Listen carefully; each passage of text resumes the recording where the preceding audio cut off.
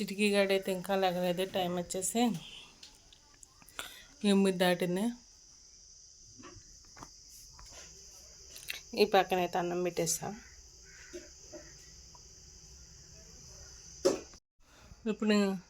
ఇప్పుడు కిచెన్ ఇలాగ ఉంది కదా, నేను ఎలా సదురుకుని చూపిస్తాను చూడండి.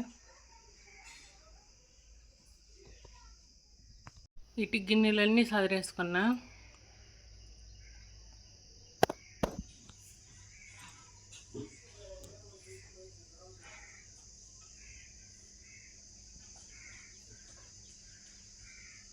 ఇటు గిన్నెలు సదురుకునే లోపలైతే అటు అన్నం కూడా ఉడుకుతుంది.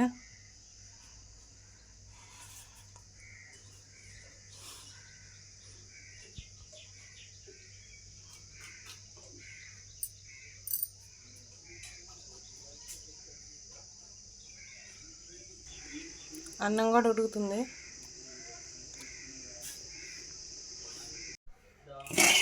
అన్నం కూడా ఉడికిపోయింది.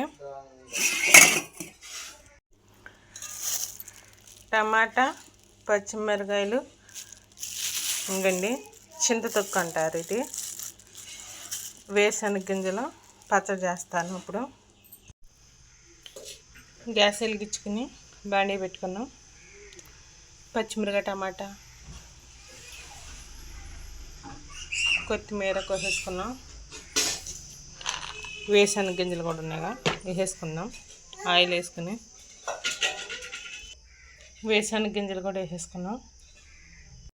ఇంక వేసేసుకున్నా. ఇంకా పచ్చిమిరకాయలు కూడా వేసేసుకున్నా. పచ్చిమిరకాయలు వేసుకొని టమాటాలు వేసేసుకున్నాం. టమాటాలు, పచ్చిమిరకాయలు కూడా వేసేసుకున్నాం. మగ్గు పెట్టుకున్నాం. టమాటాలు కొంచెం మగ్గిన తర్వాత కొత్తిమీర వేస్తాను. టమాటాలు కూడా మగ్గిపోయినాయి. కొత్తిమీర వేసేసుకుందాం. కొత్తిమీర కూడా వేసేసుకున్నాం. కాసేపు మగ్గు పెట్టుకుందాం.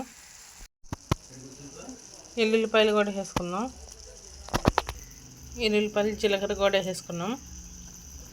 మగ్గు పెట్టుకుని 5 నిమిషాలు దించేసుకుందాం.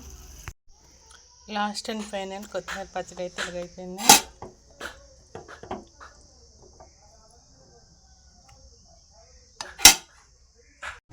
ఇంకండి అన్నం అయితే వేసేసుకుని పచ్చడి కూడా వేసేసుకున్నా.